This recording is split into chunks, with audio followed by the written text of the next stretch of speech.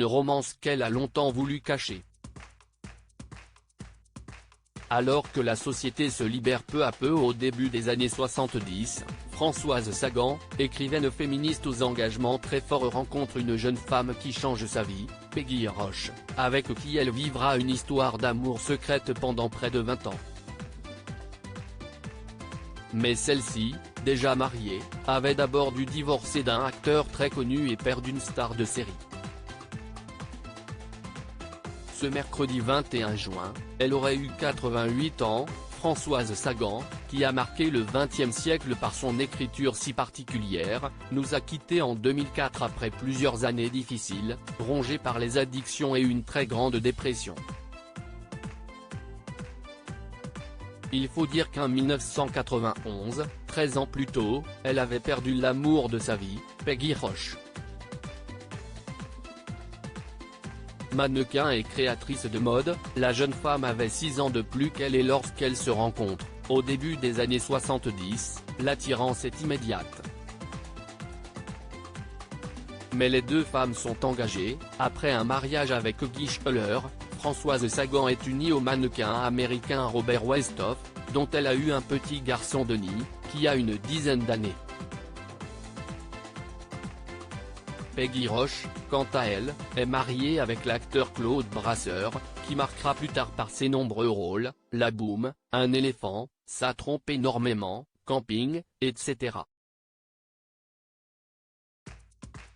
Et qui est également le père d'Alexandre Brasseur, Demain nous appartient. Une histoire d'amour qui ne résistera pas à sa rencontre avec l'autrice féministe. Avant même d'avoir divorcé, Peggy Roche tombe dans les bras de Françoise Sagan et vivra avec elle les 20 dernières années de sa vie, avant de mourir d'un cancer.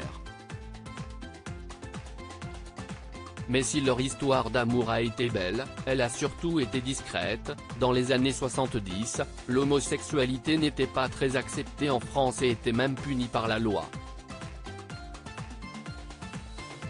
Devant leurs invités, et même devant Denis, le petit garçon qu'elles ont finalement élevé ensemble, les deux femmes se sont toujours vouvoyées. Celui-ci, une fois devenu adulte, est devenu photographe. Et dans une autobiographie, il n'a pas hésité à témoigner de tout l'amour que sa mère et Peggy se portaient.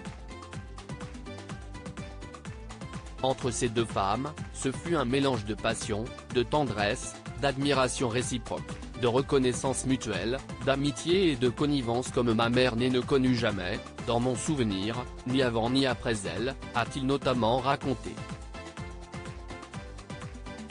Une belle preuve d'amour, qui s'est conclue dans le drame après la mort du mannequin.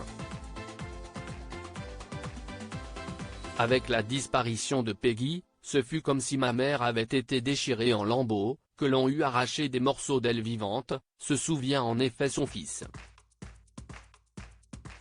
Il faut dire que Françoise Sagan a connu une longue descente aux enfers. Accro à la drogue, elle s'est ruinée et a laissé plus d'1 million d'euros de dettes à sa mort en 2004, d'une embolie pulmonaire.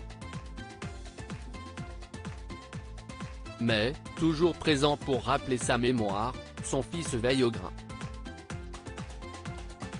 Et s'est assuré que les deux femmes reposent aujourd'hui dans le même caveau. Unies pour l'éternité.